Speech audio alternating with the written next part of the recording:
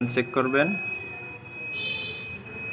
Balance দেখার জন্য 801 enter 224 টাকা। ওকে, আসসালামু আলাইকুম। পিডিবি প্রিপেইড মিটারে কিভাবে টাকা রিচার্জ করতে হয় আপনাদেরকে দেখাবো।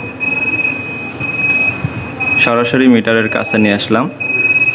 আমার মিটারের টাকা শেষ, কিভাবে রিচার্জ করি আপনারা দেখুন। সিস্টেম একেবারেই সহজ। টোকেন নাম্বার লিখে নিয়ে আসছি সহজ করার জন্য। এই টোকেনগুলো এখানে সিরিয়াল অনুযায়ী বাটনগুলো ওঠাতে হবে, সংখ্যাগুলো ওঠাইতে হবে, পরে এন্টার দিতে হবে। দেখুন,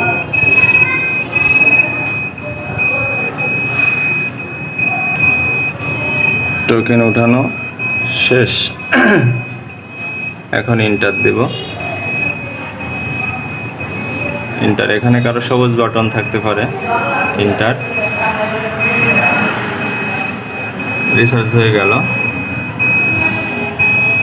ক্রেডিট 224 টাকা। ওকে, শেষ।